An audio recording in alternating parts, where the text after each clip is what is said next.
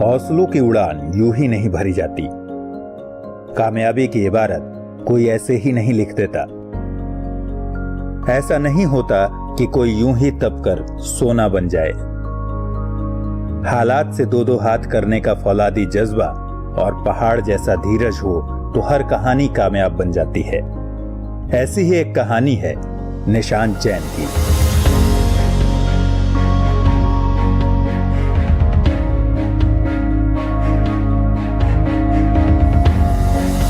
मेरठ के एक मध्यवर्गीय परिवार में जन्मे निशांत ने बचपन में ही कुछ बड़ा कर दिखाने का ख्वाब बुना था।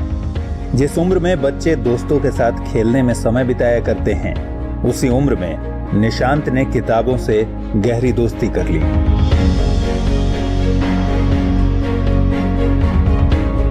समय जैसे जैसे गुजरता गया, अलमारी में रखे मेडल्स की तादाद वैसे वैसे बढ़ती गई। एंकरिंग, कविता लिखने, डिबेट करने से लेकर मैगजीन और अखबारों में आर्टिकल लिखने तक हर काम में निशांत ने खुद को साबित किया। सरकारी स्कूल और कॉलेज में पढ़कर निशांत खुद को कुछ इस कदर तराशते रहे मानो मुकाम हासिल करने की तरफ एक एक कदम आगे बढ़ा रहे हों। निशांत ने क्योंकि थ्रू आउट हमेशा फर्स्ट क्लास रहा, हाई स्कूल हुआ, इंटरमीडिएट रहा, मतलब ये नहीं कहा सकता कि कोई ये कुछ सालों की मेहनत का परिणाम था। ये बल्कि मतलब एक सतत साधना थी जो कि बचपन से ही वो लगातार कर रहा था। एमए तक की पढ़ाई मेरठ में पूरी करने के बाद निशांत ने 2012 में दिल्ली का रुख किया। वक्त के साथ तालमेल बैठाने की आदत पुरानी थी, इसलिए जरूरत पड़ी तो पार्ट टाइम जॉब करने से भी गुरेज नहीं किया।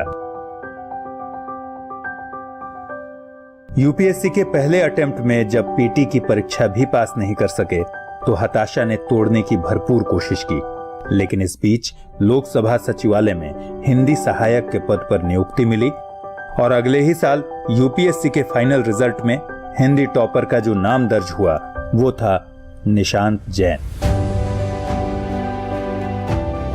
जब इनका रिजल्ट आया तो वो हम लोगों के लिए बहुत ही भावुक पल था और अगर कहें तो उस खुशी को हम आज तक सेलिब्रेट कर रहे हैं। भैया यहीं थे मेरठ में, मैंने भी छुट्टी ले रखी थी उस दिन, मम्मी जी थी, सब जने थे और बस रिजल्ट आते ही एक दूसरे के गले लगकर बहुत ही कहते ना खुशी के आंसू ही बस बहते रहे।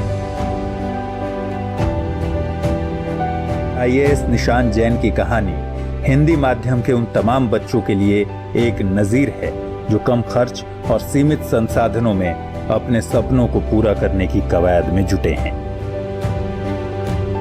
क्योंकि इस कहानी का हीरो उन लोगों में शामिल है जिनकी तैयारी नहीं, कामयाबी ने शोर मचाया।